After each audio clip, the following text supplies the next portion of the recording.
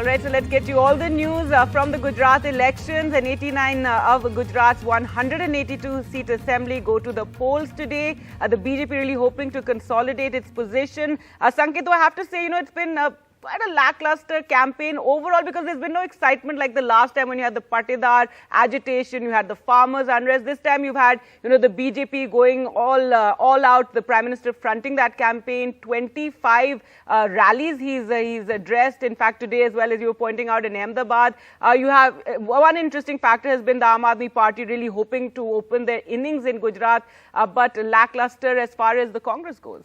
Well, yes, it's very interesting that you say lack of excitement because there are no protests or agitations taking No major challenges. Exactly. It just seems that Amit Shah said that it's not about winning, it's about by how much they'll win. Exactly. And he said we're going to get more seats. So this is the truth in this election. And I was there last week and I must tell you that many analysts on the ground also feel that this is a very boring Gujarat election. Exactly. It is not like a typical colorful Gujarat election. It's a very color-rich state, different regions, lots of dynamics. So this time around, despite great political challenges and differences, on the ground you don't see that that very obvious Well, given that you're on the ground and, we spoke about the Congress having this low-key campaign, whatever that means, but the Congress has been going on saying there's a huge dissatisfaction, anti-incumbency, and that is going to, we'll be surprised that's going to translate in their favor. So did you see any of that? I can tell you with personal experience that the anger to some extent and also people generally not happy with the incumbents may not have been very publicly spoken about. It's not, people are not very vocal with this, but yes, the very lackluster response outside party offices to rallies. The crazy amount of crowds that one would expect thronging to the rallies is something that was missing. As I said, the usual color around the campaign beyond the rallies, for instance, party offices. It is a fact that in Gujarat, there will be a very, very clear distinction. One is the Bharatiya Janata Party state unit, the Gujarat government, and the other is the face of Narendra Modi and, the aura around him.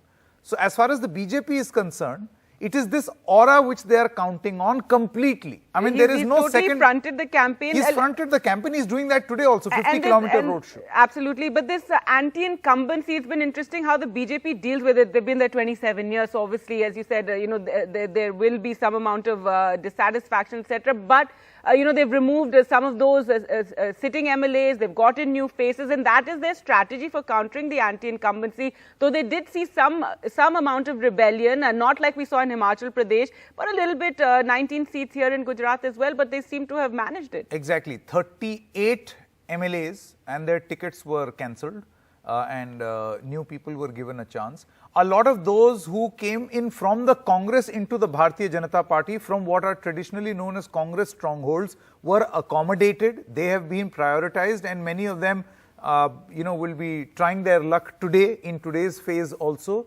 The strategy of the Bharatiya Janata Party is to cut its losses more than increasing their gains. I think the larger strategy of the BJP was to cut its losses. And why am I saying this? Because if you notice from 2007 onwards, when Narendra Modi was the chief minister, even since then, continuously the BJP's vote share has been on the decline and it was at its lowest in 2017. So this time around, it becomes very, very important for the BJP to increase that vote share and attempts are being made in that regard. And the entry of a third player, Gargi, is, there are some pockets in the Bharatiya Janata Party who feel that this is actually advantage BJP.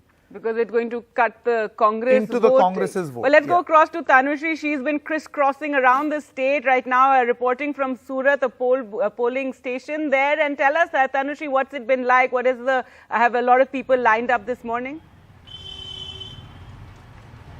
That's right. In fact, the polling has begun, and right behind me is one of the polling stations in Surat, where there are 16 constituency, a prestige battle for the Bharatiya Janata Party. But this time, even Aam Aadmi Party put their best foot forward in this region, which is very valuable for the value it hold, for the political, social, and economic value it hold. And also, I was listening to what Sanket is saying, and he's absolutely correct. This time around, the election mood on the ground was very dull, gargi, very boring, but the polling, I can tell you that there is much excitement as far as the polling day is concerned. People are out and about to cast their precious ballot. In fact, I have with me one of the voters whose leg is injured. You can see her, she's injured her leg, but even after that she has come to the polling station to cast her ballot. आपने अपना vote डाल दिया, मैं देख सकती हूँ आपके पैर पे चोट लगी है, फिर भी सुबह सुबह आके डाल दिया वोट। जरूरी है वोट डालना? यस मैम, बहुत ज़्यादा ज़रूरी है हमारे लिए, और अब सभी लोगों के लिए वोट डालना बहुत ज़्यादा ज़रूरी है। अच्छा, तो आप लोग मुझे कोई बताइएगा नहीं कि किसको वोट दिया है, उससे हमें कोई लेना देना नहीं है। क्या सोच के वोट किया? सूरत की जनता है आप लोग, क्या मुद्दा दिमाग में चला जब अपना वोट दे रहे थे? हमारी देश की प्रगति के लिए हमने वोट किया है। जो भी पर्सन जीतेगा हमें उससे मतलब नहीं, लेकिन जो लोगों ने हमारे लिए बहुत कुछ किया वो सोच के हमने हमारे लिए वोट किया है। देश और की हमारी राइट है। देश की प्रगति पहले दिमाग में आती है कि पहले आता है कि सूरत की प्रगति आनी चाहिए? देश की प्रगति, अच्छा, स्टेट की भी, देश की भी, दोनों की प्रगति बहुत ज़्यादा ज़रूरी। और कैसे होगी वो प्रगति?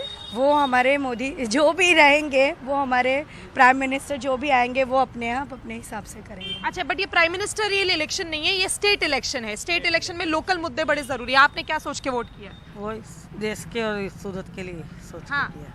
अच्छा, और आप लोग आप आ जाइए सर, वोट कर दिए? बाकी है, बाकी है अभी। तो क्या दिमाग में क्या चलेगा जब अभी जाने वाला है अभी? हाँ, नहीं तो दिमाग में क्या चलेगा जब वोटिंग बटन दबाएंगे? तो आपने मोदी को ही देना है। किसको वोट देना है किसको नहीं, ये मुझे मत बताइए। क्या सोच के वोट करते हैं वो मुझे बताइए। बिजनेसमैन है? नहीं, अपना खुद का पोताना बिजनेस है। हाँ, तो बिजनेस है खुद का।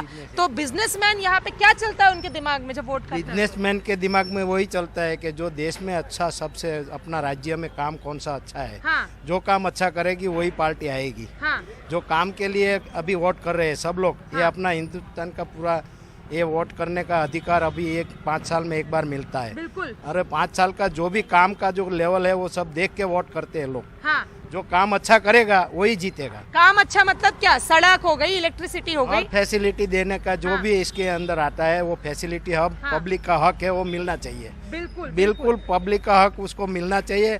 अगर उसमें कोई वंचित है, कोई अपना काम नहीं कर सका, तो उसकी गैर जिम्मेदारी है, वो भी अपने सब बताना चाहिए। अभी ये टाइम पे अपना वोट से उसको दिखा देना चाहिए। ये आपने बहुत अच्छी बात बोली कि 5 साल में एक बार मौका मिलता है।